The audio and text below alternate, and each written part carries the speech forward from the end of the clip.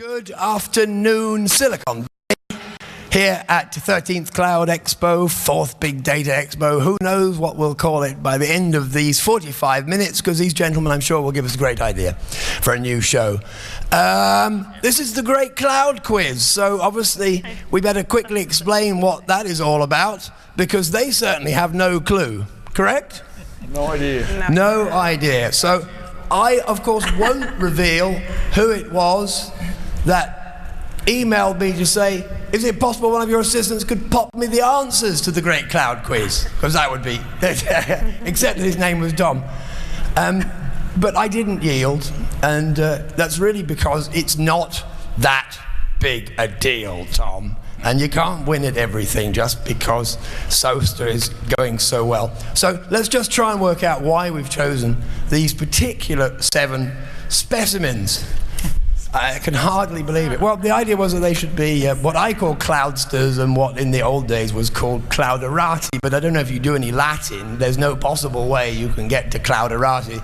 Anyway, it makes this guy, for example, a Clouderato, which is like a new insult as far as I'm concerned. Bloody Clouderato. So I'm just saying, but Cloudsters, I think, has a ring to it. So if you don't mind, I'm going to introduce you as 7 Cloudsters.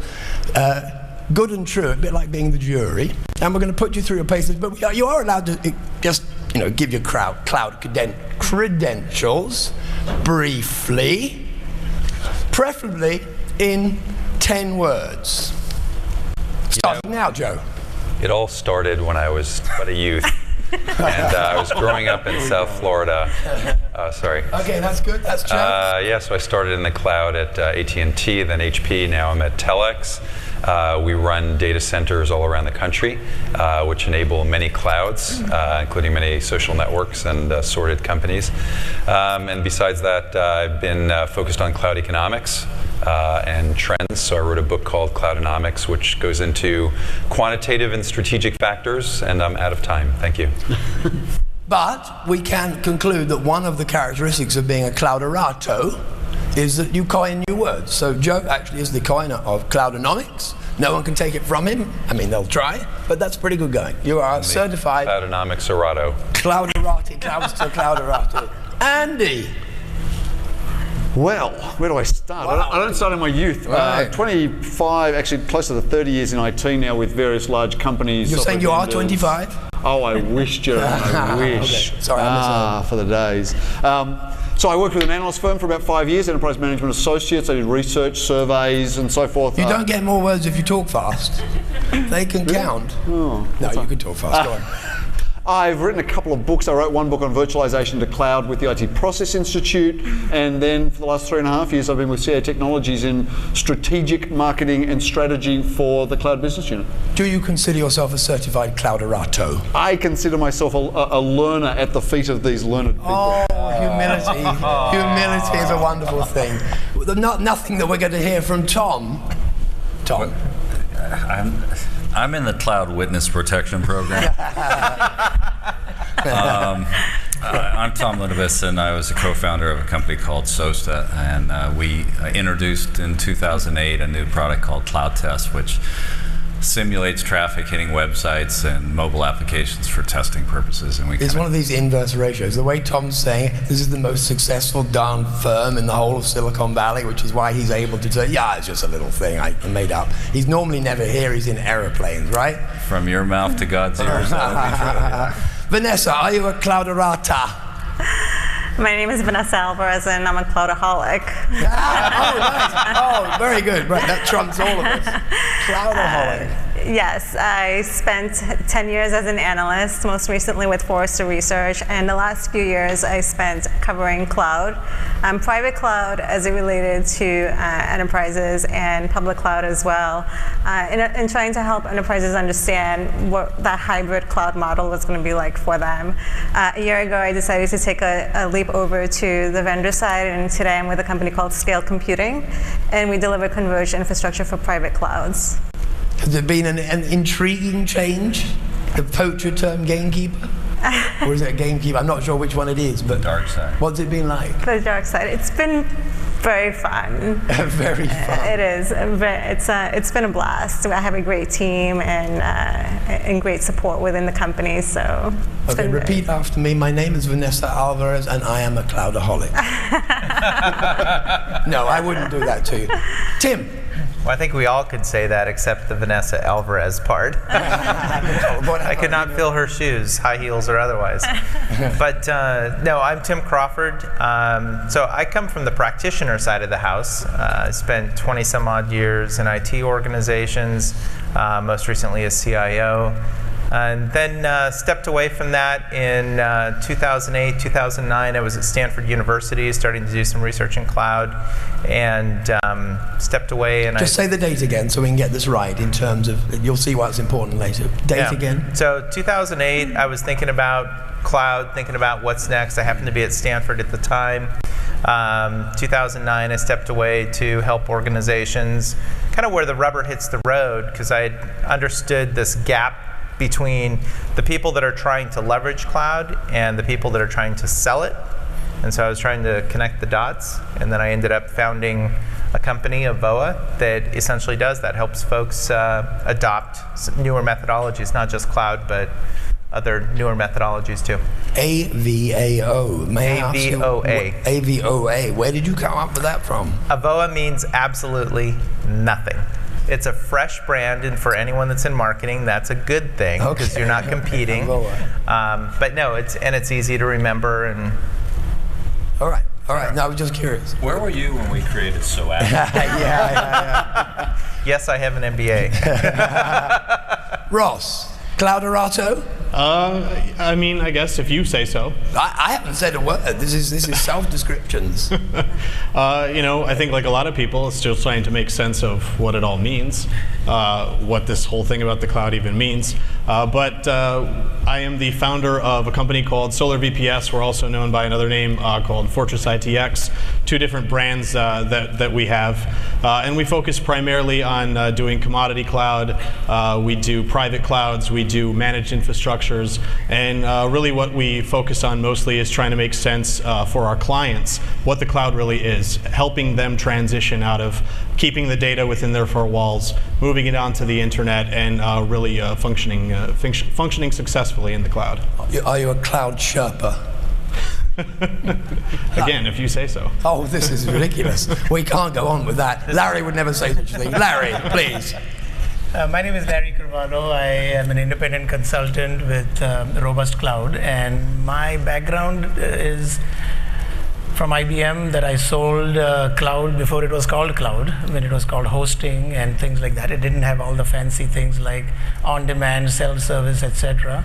But as it progressed, I turned into a consultant, and now I advise companies on cloud computing, what do they need to do for adoption of cloud computing, and where they go from here. Including IBM, ironically. Including IBM, yes. You got the last laugh on that one. All right, so that's really why these people are here. Cloud people is my other just gentle word for people who want to be associated with cloud computing. So we thought one of the ways we should sort of, sort the sheep from the goats is obviously to check if you know anything about cloud computing. So just to be honest with the audience, just between you and me and without them hearing, I've yanked their chains quite horribly for quite a number of days, weeks, months for some of them, but it's really going to be terribly simple, but don't tell them that yet. So here's the thing. We also want to give the audience takeaways, as we always do, so they're absolutely certain now that you know everything there is to know about more or less everything. So we're just going to put it to the test. So you can see terribly simple structure to the great cloud quiz. And as you'll see, there aren't 40 questions behind every one. But we actually probably needed, I did mean to give you pieces of paper, but I don't think it matters. I'm going to do this on the honor system, all right? It's going to get very complicated. But I'm going to do it on the honor system. You know that thing where they say, remember a card? Oh, yeah. And then at the end you say, oh, that was my card. And then what's the point? When we're in the audience, how do we know that? But anyway, so we're going to do it on the honor system. Watch this. Number one, Jeremy. We're going to do the past. What's that? Oh, we're going to do the past. Thank you, Larry. That's why we pay him the big bucks. We're going to do the past. Wait, I know. You see? Okay. Now. It's things that have already happened previously. The thing about Clouderatos is that they are infuriating. No, they're very gentle. Here we are. Here's the question, Joe. You ready? Business Week published a now historical article. Note the word missing. That's just to check that you know, featuring Amazon CEO Jeff Bezos. It was called Amazon's Risky Bet. Now, I have actually, people in the audience should know the answer to this because I've referred to this. So I want you, rather like that card trick, to thinking about it. You've got to be absolutely 100% brutally honest. Which of those it is? A, B, C, or D? Okay, I'm going to... Have you decided? This is going to be such a test of honor. Can you see where this is going? It's going to get very ugly. So, I mean, it's between you and your gods, right? I'm going to just confirm the answer. I'm sure you've all got it right. My answer is the same as Joe's. But you better actually, be honest, or all hell will break out. First, let's just ask the audience, because that's the time-honored thing. What do we think? A, B, C, or D? No, so it could be anything. Bloody hell. All right, that's good. That hasn't helped them a bit. Can I phone a friend at this point? Is it too early? Absolutely not. Absolutely. Until I decide whether I trust you or not, I'm going to say put up your hand if it's A. Put up your hand if it's B. Put up your hand without looking at each other if it's C. Put up your hand if it's D. Okay, so the point system so far is 1, 1, 1, 1, 0, 1, 1. Right? We agree? Hang on. These are the validators. Is that binary? Does that spell something? Next, I'm going to go 11, 11, 11, 11. So it absolutely was November the 2nd, 2006, which is interesting. So Tim, you would think it might have been 7. You were doing it in 8, you see. So you're actually a late developer. Yeah, but see, I told you, I don't know anything about this. you're a late Read developer. it in 2007. So far, so good. So that wasn't too painful, was it? Now, that was the entire. That's it. That's the history of cloud. That's the entire path. No history lessons. Yeah. Because it's Cloud Expo, so we only really want to do the enterprise part of it, so we're going to get onto it. But here comes a grisly thing. Sorry, you've got to have a grisly question. It's because I'm so pleased I can speak at all. I haven't really worried. A grisly question is always appropriate. So-called father of cloud computing snuffed it, I'm afraid. So, who was it of those 4? James Gosling, Steve Jobs, Lou Reed, or John McCarthy? What is the order? I have a quiz question for you, which is God. what letter comes after C? Oh, nice. Nice. I'm firing the proofreader. Okay. European swallow or an African swallow? Work with me here. Can you see the bracket, Joe? If you kind of merge the bracket with the C, work with me here. Can you see it sort of? It's D-like. Got it. D-like. Yeah, it's a D-like character. D-light is a band. We use it in Europe a lot because, we have that different way of writing. So, audience, any suggestions? D. And on the honor system, was it A? Was it B? Was it C? Was it D? D. The Memex. Wasn't any of them? Why are you looking like that?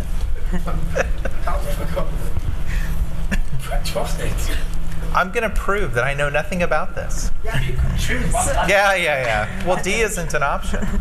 Well, just pick It was C and split you're safe. between C. Yeah, I've got a 50-50 chance if I pick C, right? Statistically, I've got a 50-50 chance by picking C. Who said D?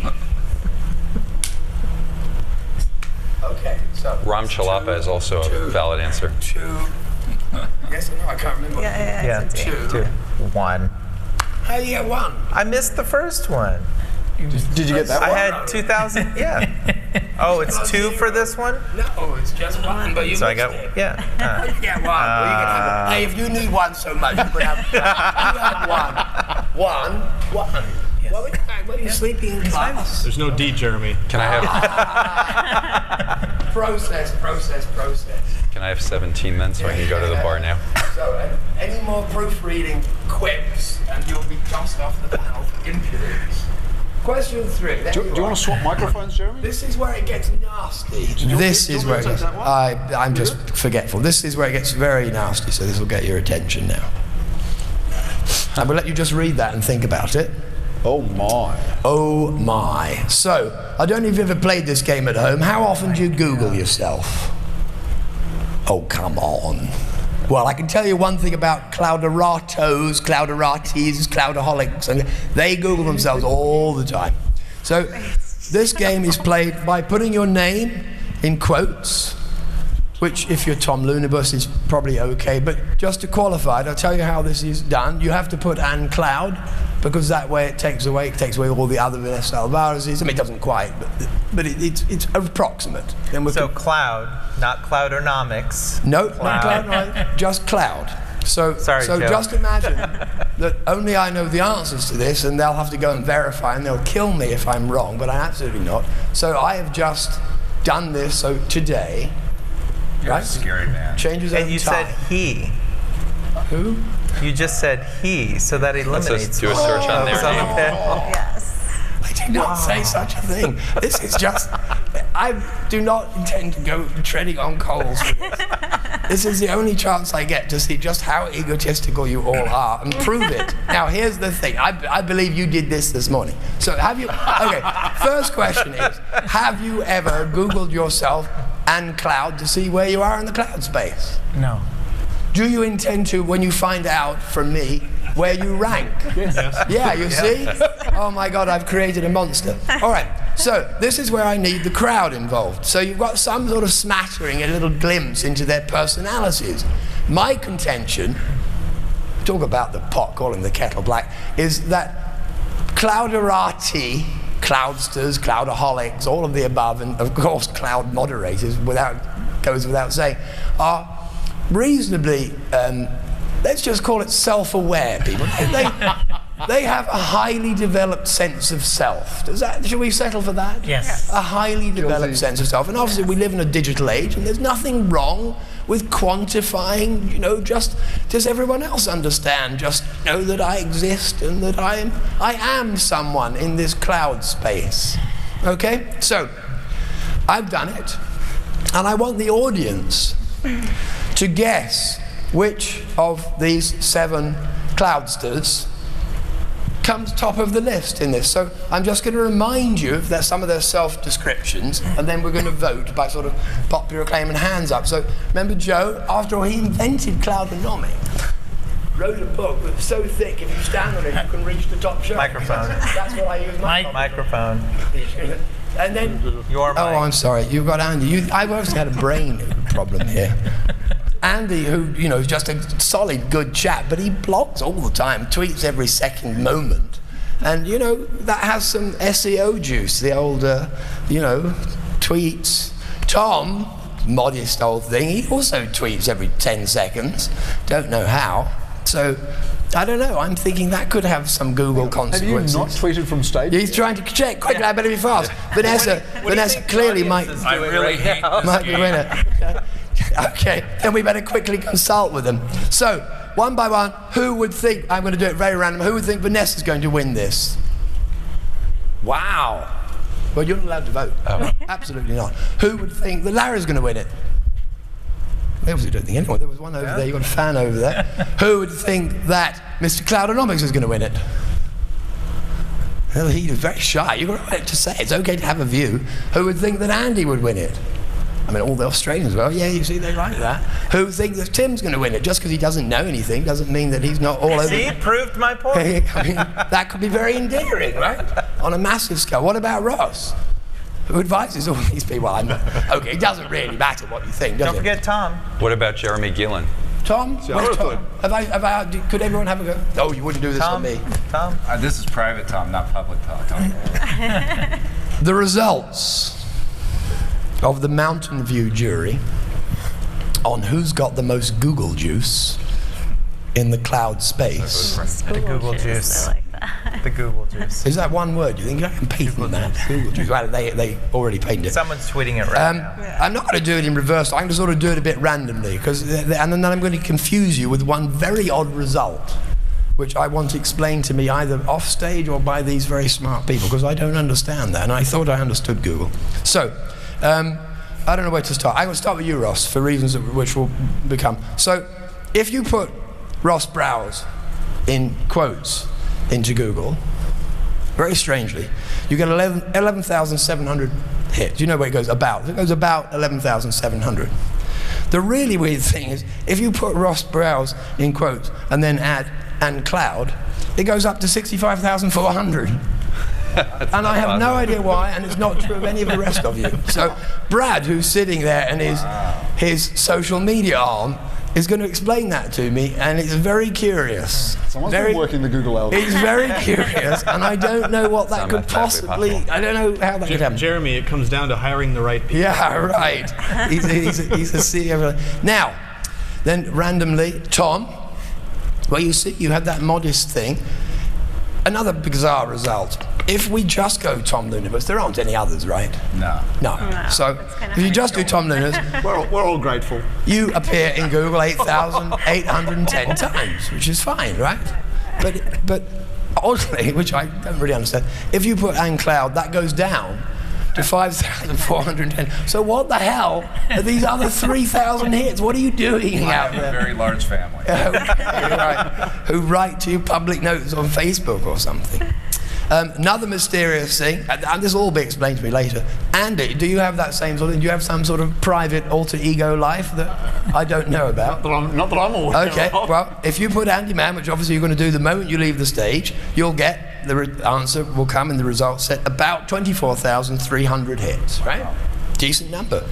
But if you put "and cloud" on you, you go down.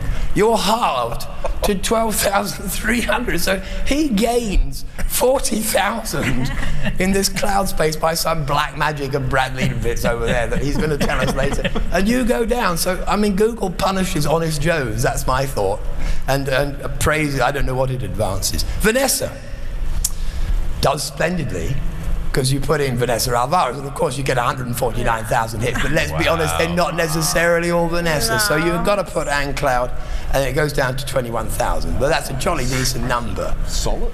Right, solid number. So, and again, not especially accurate, so this is not scientific, all right, and I'm just, you're really just trying to share the fun I had doing this. Who have I left out? Joe. See, another curious thing. Joe, you put Joe Weinman and you get 20,300 hits. You put Joe Weinman and cloud in, admittedly not Cloudonomics, and it drops to 14.6. So you obviously have got lots of hats not associated with cloud. That's all it tells us. It's only 14 hits with. It's sort of rounded. You're rounded. I think it must mean you're Renaissance men and women if it goes down. How about looking at it that way? Now, only one person, so it's equally inexplicable, only one person, you put in their name to get the number of hits just with their name, and it's a nice unique one, and then you put the same one in "and cloud," and the number doesn't change, and it's Larry. So this is actually something. And that's 0? And not only is it Larry, but Larry is the winner, because you put in Larry Carvalho and you get 136,000 hits. Wow. You add "and cloud," and it's 136,000 hits. So he has nothing but a Cloudster. Wow. So better off. So a huge round of applause. Totally surprised. He is the cloud rock. Which is why we let Larry do boot camp. And Larry, I don't know whether you need to get a life or get a fantastic CEO position, but it's unique. So I'll show it to you later. It's very bizarre. Anyway, that was a little diversion. So you haven't answered that, and there are no points available because you could never have guessed which of you came I would not have the most. So, oh my God, we can't even hold the thing. I wouldn't have guessed. Okay, so back to very deep and serious questions about cloud computing. The future. This one is not without some interest.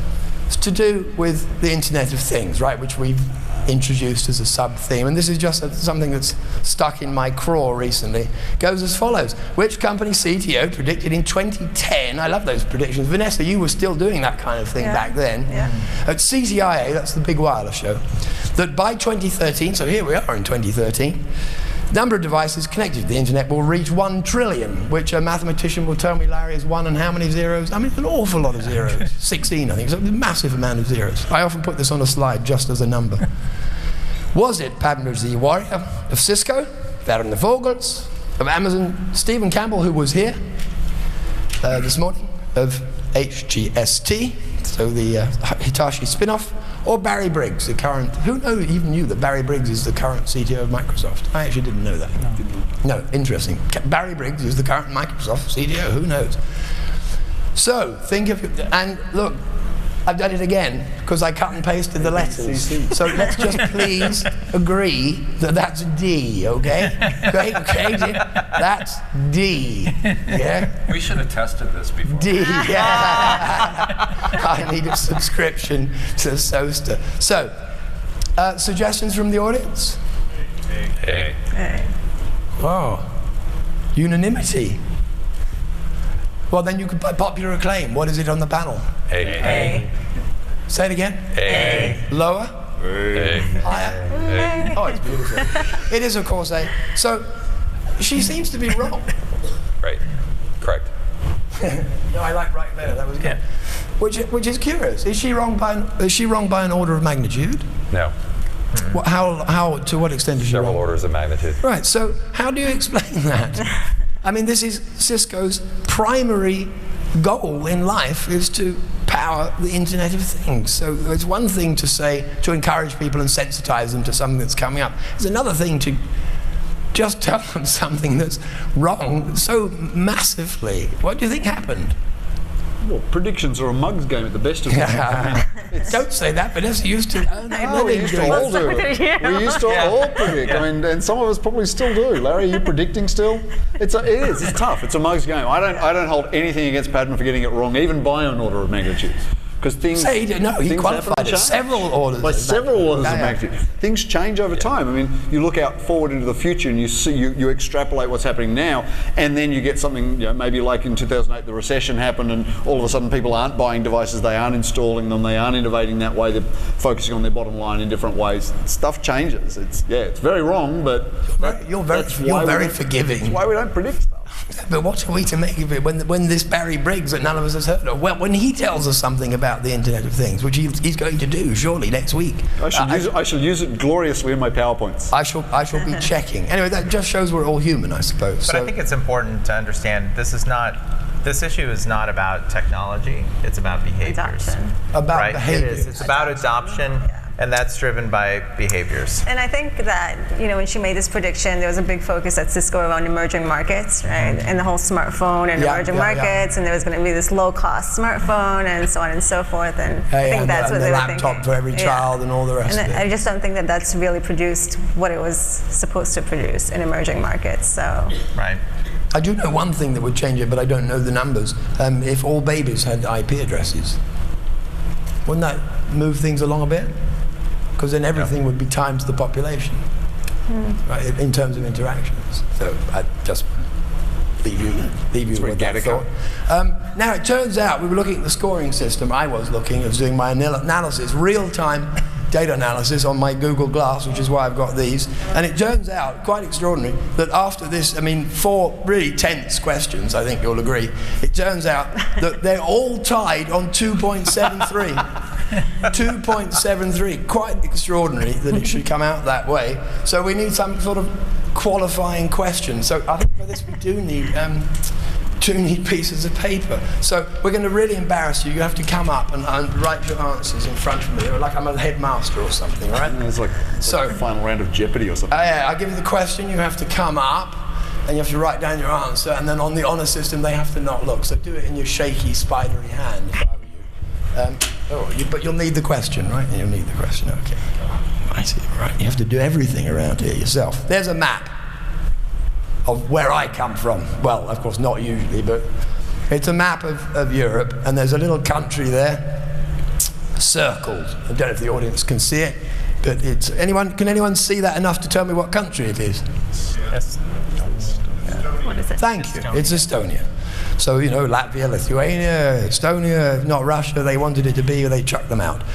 And what we've got to do here in the decider with all these tied 2.73 points is we've got to see who can get the most or the closest to the full answer to this. The question is, how many terribly famous internet endeavors owe their entire existence to Estonian developers?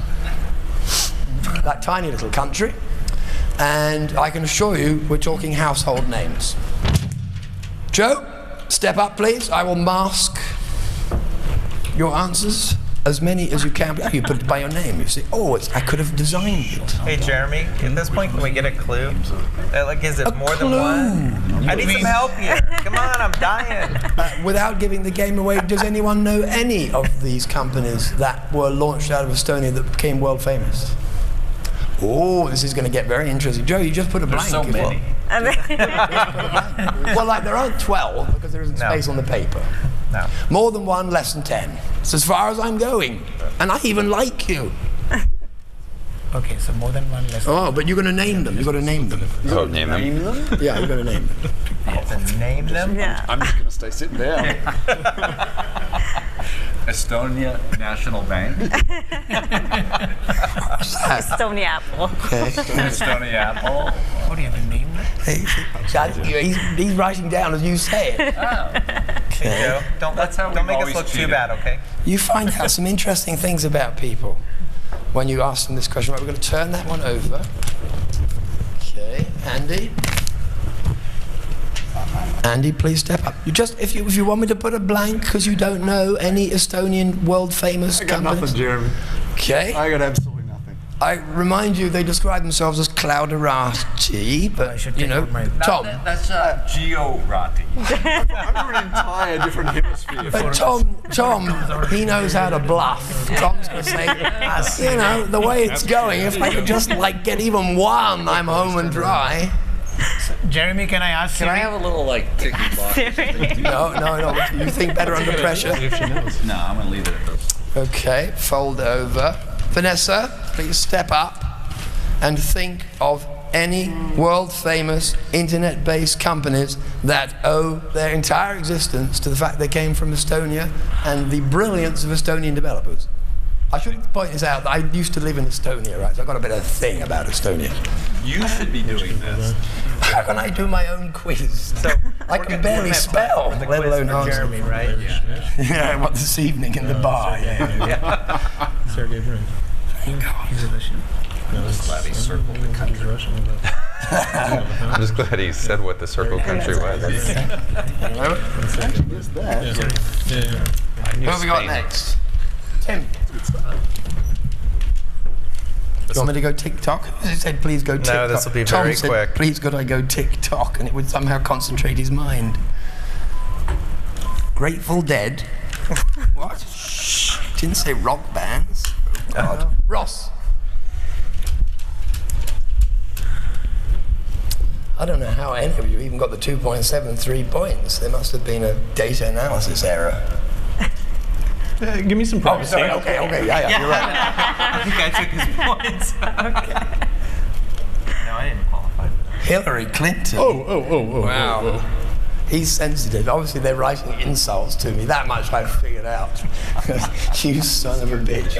You ever drag me up on a stage like this again, and I know where you live. Oh my God, he's writing a love letter. Okay.